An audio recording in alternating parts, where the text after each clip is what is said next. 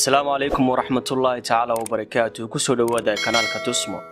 Waxaan idin kusoo gudbin doonaa dhacdooyinka dhacay dunidan aynu joogno iyo dad saameyn ku yeeshay dunidan. Ha ahaato mid Ilaahay ku abuuray iyo mid uu samaystay isagu. Kusoo dhawaada mawduuca maanta waxaynu ku soo qaadanaynaa xalqadeena 5 qof oo dunidan inagula nool balse leh hibooyin u gaar ah. Xaaladaha ayaa dunidan aynu joogno ku salaysan la yaabka. maalin kastana waxaad la kulantaa waxaad la yaabto.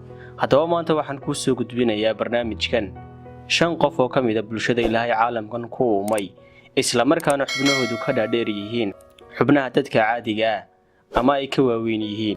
Dawdayladan soo qaadano qofka koobaad Shirley iyo Chansia oo gabadh u dhalatay dalka Hindiya waana gabadh ay baalasha indhaheedu ugu dhaadheer yihiin dunidan aynu joogno. waxaana la xaqiijiyay inay baalasha indhaheedu gaadhayaan 10 sentimitir iyo in ka badan. waa gabadh qurux badan isla markaana ku kalsoon kuna faantay inay tahay gabadha ugu baalasha dheer caalamka. qofka labaad Asha Mandela waa gabadha ugu caansan timo dheeraanta adduunka. waxay dhibaato kala kulantaa xilliyada hurdada iyo socodka laakiin waa gabadh fariida isla markaana maskax badan. waxaana ilaalisaa timahan intan dhererkoodu leegyahay waxaana la tacaashaa sida ay raaxo ugu noolaan lahayd. qofka saddexaad Ekaterina Lisina waa gabadh u dhalatay dalka Ruushka waana laacibad kubadda baaskitka ama kubadda gacanta.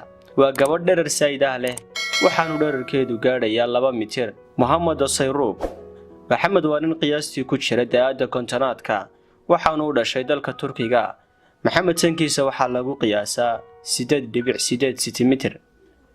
qofka ugu dambeeya isla markaana aynu barnaamijkeena ku soo khatimi doono maanta Vivian Wheeler waa gabadh u dhalatay dalka Mareykanka waana gabadhan idin muuqata ee leh qaabka ragga ama gadhkii ragga waana gabadha ugu gadhka weyn dumarka gadhadh kale.